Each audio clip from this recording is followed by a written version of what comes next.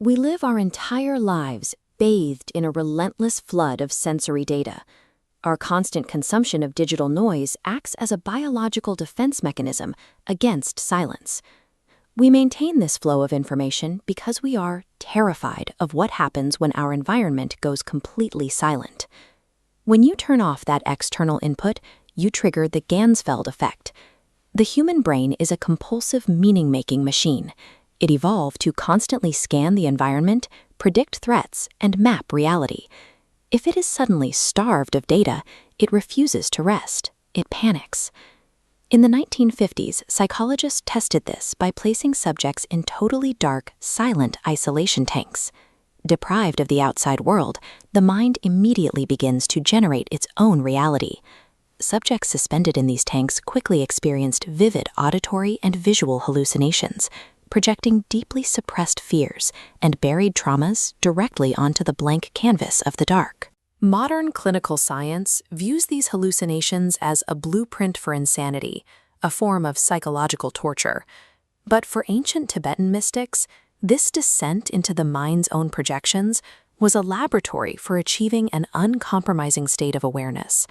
They realized that the monsters we fear in the dark are not supernatural threats, but the unfiltered biological reflections of a mind desperately trying to survive the void.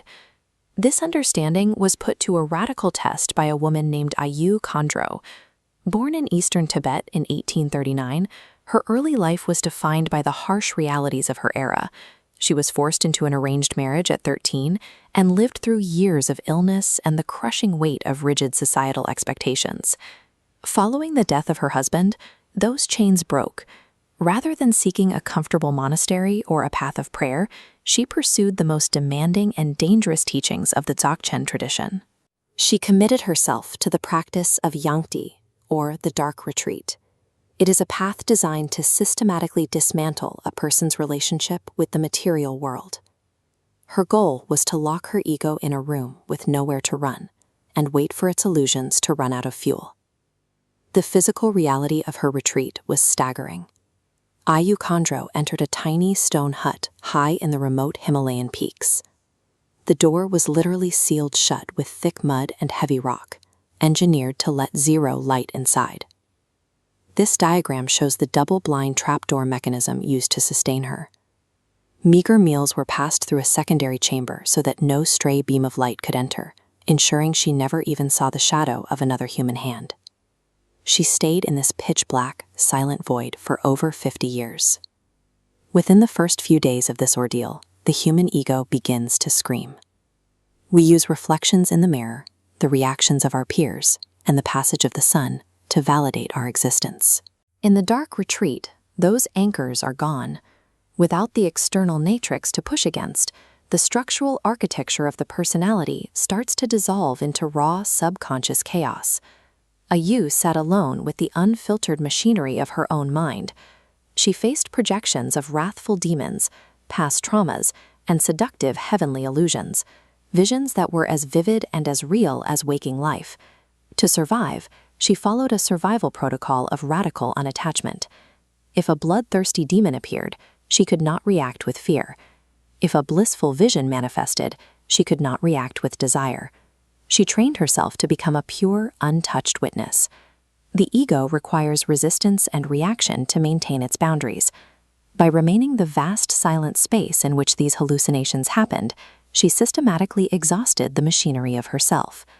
After decades of sitting in the void, the boundary between her mind and the outside world collapsed. When she finally emerged at the age of 113, she viewed her surroundings through a new lens. Having successfully starved her mind of the physical world for half a century, she concluded that the external environment functions exactly like the visions she endured in the dark. She had demonstrated to herself that the reality we fiercely defend is a localized hallucination, maintained by a mind that is constantly predicting and modeling its own survival. The anxiety you feel right now is built from the same hallucinatory material that Ayu Khandro faced in the dark. Hold the observation of that fear. Do not try to escape it, fix it, or analyze it. Treat it simply as a passing phenomenon in the space of your awareness. When you intentionally disrupt your predictive models by refusing to react, the illusion of a fixed, terrifying reality loses its grip. You stop providing the fuel your ego needs to maintain the simulation. You can return to the comforting, frantic distractions of the modern matrix right now, or you can continue to question the fabric of your own mind. The path out of fear isn't about escaping the world, but about recognizing that reality is a construct you have the power to dismantle through silent awareness.